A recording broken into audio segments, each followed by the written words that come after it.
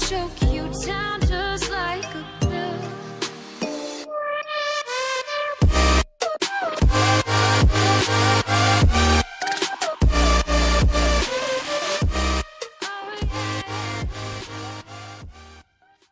Hello guys and welcome back to Avengers 1 million comic part number 4। तो पिछले episode में आपने देखा कि धरती के नीचे से कॉकरोच की आर्मी बाहर निकल रही है और आसमान से मरे हुए सेलेस्टियल्स की बारिश हो रही है।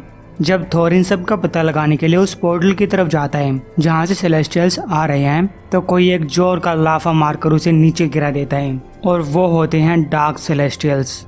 अपने हीरोज पूरी ताकत से उनसे लड़ने के लिए तैयार हो जाते हैं, लेकिन एक आदमी को ये सब कुछ बोरिंग लग रहा है। वो अपने मन ही मन कह रहा है कि ये तीनों बेवकूफ मेरे जाल में फंस गए।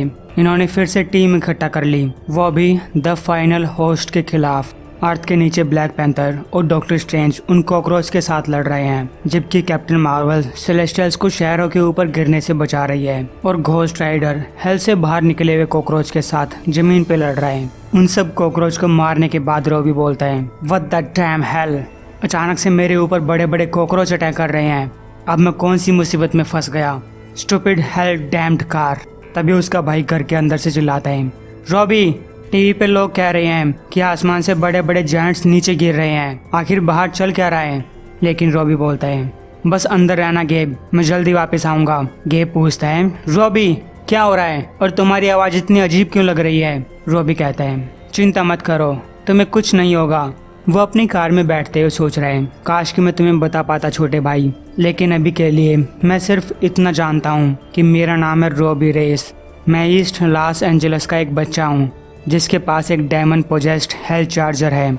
अब तुम्हें पसंद आए या ना आए, मैं घोस्ट राइडर हूँ और अगर ज़्यादातर टाइम मेरे सिर पे एक खोपड़ी ना होती तो तुम्हें मैं बहुत डरा हुआ लगता। तो रॉबी उस कार को लेकर चला जाता है। उधर जेनिफर के सामने एक सेलेस्टियल आकर गिरता है।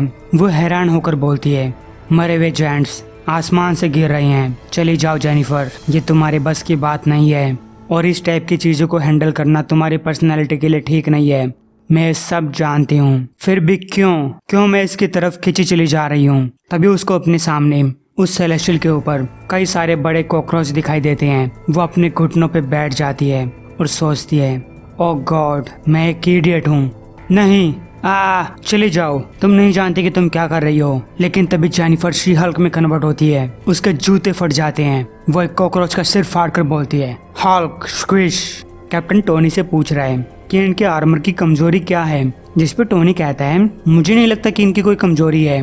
कैप्टन बोलता है, अरे कम ऑन, एक बार मैंने अपनी शील्ड से एक जहाज को डुबा दिया था, हर किसी की कमजोरी होती है। लेकिन थोर कहता है, मुझे लग रहा है कि हमें इनके चेहरे पे हमला करना चाहिए। टोनी कहता है कि जब मैं इनकी बॉडीज को स्कैन कर रहा हूँ तब मुझे कुछ समझ में नहीं आ रहा। ऐसा लग रहा है कि जैसे इनकी बॉडीज के अंदर हजारों टाइप की लाइफ फॉर्म्स हैं। ये जो कोई भी हैं, ये तुम्हारे दादा के सेलेस्टियल्स नहीं हैं। कैप्टन थोर को आवाज लगाता है, लेकिन यहाँ थोर को थप्पड़ पे थप्पड़ पड़ रहे हैं और ये देखकर वहीं कहीं वो छुपा हुआ आदमी हंस रहा है। शी हल्क कह रही है, हल्क बैड बॉक्स से नहीं डरती, हल्क ब्रुकलिन से है, हल्क किसी चीज से नहीं डरती। तभी उस सेलेस्टियल का हाथ जोर से जमीन पे पड़ता है, जो वहाँ मौजूद सारे कॉकरोच को कुचल डालता है। उसकी आंखें शी हल्क की आंखों से मिलती हैं, जैसे कि वो शी हल्क को कुछ बताना चाह रहा हो। शी हल्क कहती है, तुम मरे नहीं हो, क्या कह रहे हो। हाँ ईसोन तुम्हारा नाम। हल्क ने सुन लिया।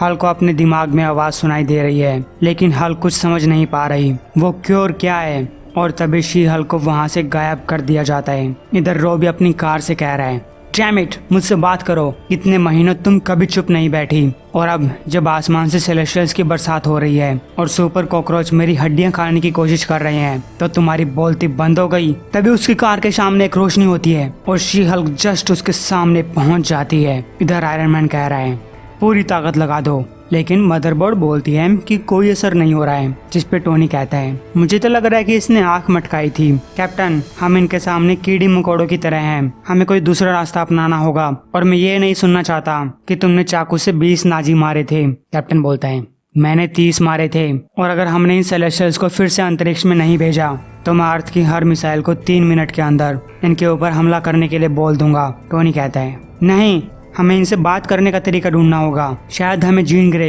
या इटरनल्स की मदद लेनी पड़ेगी।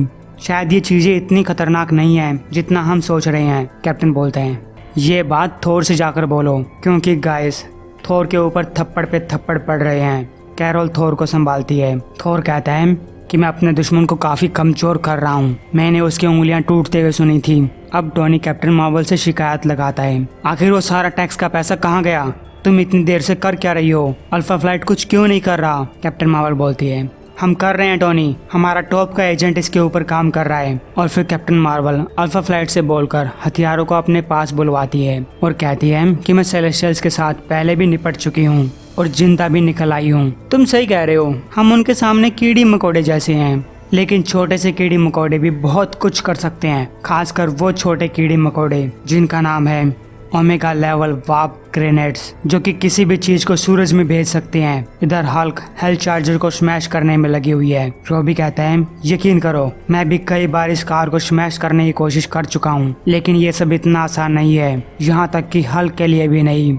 हेल्थ चार्जर शी हल्क के ऊपर आग से हमला करती है और तब शी हल्क उसका कचूमर बना डालती है। रॉबी सोचता है, ओ मैन, ये तो एक हल्क है, जल्दी से कुछ ऐसा बोलो कि मैं उसे अपना डर दिखा सकूं। लेकिन गाइस उसके मुंह से कुछ और ही बाहर निकलता है। वो कहता है, अगर तुम्हें लगता है कि इससे दर्द होता है तो तुमने मेरी आग का स्वाद नहीं चखा। और तब हल्क गोस्ट राइडर से लड़ने के लिए तैयार हो जाती है। वेल रॉबी बुरा फंसा। इधर टोनी कह रहा है, तुम उनको सूरज में टेलीपोर्ट करने वाली हो। कैरोल कहती है कि अल्फा फ्लाइट उनके वार्प होल्स को तो बंद नहीं कर पा रही है, लेकिन हम उनकी कुछ एनर्जी का यूज कर पाए हैं। ये ग्रेनेड वार्प एनर्जी से चलते हैं और जब मैं इन ग्रेनेड्स को उनकी तरफ फेंकने वाली हूँ तब तुम साइड हट जाना। तब वो सेलेस्टियल्स हमले की पोजीशन में आ जाते हैं, वो भी कैप्टन अमेरिका के ऊपर। कैप्टन अमेरिका कैरोल को ग्रेनेड फेंकने के लिए बोलता है, लेकिन तब तक स्टीव डार्क सेलेस्टियल्स के कब्जे में आ चुका था। वो सेलेस्टियल्स कैप्टन अमेरिका की शिप के पुर्जे पुर्जे खोल देते हैं और कैप्टन को भी काफी दर्द हो रहा है। कैरोल कहती है कि स्टीव को दूर लेकर जाओ और मैं ग्रेनेड फेंक दूंगी। टोनी थोर से मदद मांगता है। तभी थोर का ध्यान किसी तरफ जाता है और वो बोलता है, लगता है कि मदद आ चुकी है। और गाइस वो सेलेस्टियल ईशोन डार्क सेलेस्टियल के ऊपर हमला कर देता है। ये वही सेलेस्टियल है जो शी हल्क के साथ कॉन्टैक्ट कर रहा था। इसका पूरा नाम आपको डिस्क्रिप्शन में मिल जाएगा। इधर शी हल्क गोस्ट राइडर के जबड़े तोड़ रही है। वैसे एक ही जबड़ा होता है। गोस्ट राइडर भी गुस्सा हो जाता है। वो चिल्लाता है, बहुत हुआ, माना कि मेरे पास सिर्फ हड्डियां हैं, लेकिन मुझे भी दर्द होता है और मैं तुम्हारा दुश्मन नहीं हूँ। वो शी हल्क को बांध देता है। शी हल्क कहती है, तुम हल्क नहीं हो, इसका मतलब है तुम दुश्मन हो। वो वीडियो से आजाद हो जाती है। तभी उनके सामने की जमीन फट जाती है। गोस्ट राइडर कहता है, मैं जानता हूँ कि तुम कैसा फील कर रही हो और मैं भी ज्यादा लोगों से बातचीत नहीं करता, लेकिन हाल फिलहाल जो चीजें दिखाई दे रही हैं शायद हमें टीम बना लेनी चाहिए, क्योंकि गाइस इनके सामने की जमीन फट जाती है और चारों तरफ से वो कॉकरोच इनको घेर लेते हैं। इधर वो डार्क सेलेस्टियल ईशोन के ऊपर हमला कर देता है। उसकी छाती में अपनी कुल्हाड़ी उतार देता है। कैप्टन चिल्ला रहा है, कैरोल ग्रेनेड फेंको, मेरी चिंता मत करो। लेकिन कैरोल अब भी कैप्टन को दूर ले जाने की जिद में अड़ी हुई है और यही बात इनके लिए घातक साबित होती है। इन हीरोज के ऊपर हमला होता है जो जहाँ था वहीं रुक जाता है। तो गाइस लोकी की एंट्री होती है। वो कहता है, हाँ तो मैं देख रहा हूँ कि तुम लोग मेरे नए दोस्तों से मिल चुके हो, द फाइनल होस्ट। मेरी चिंता मत करो, मैं बस यहाँ थोड़ी सी मदद करने आया हूँ ताकि ये लोग अपना बदला ले सकें और अपनी वो गलती ठीक कर सकें जो इन लोगों ने 1 मिलियन साल पहले की थी। अब तुम लोग चाहे इसे कोई भी नाम दो, लेकिन ये तबाही अभी शुरू होगी।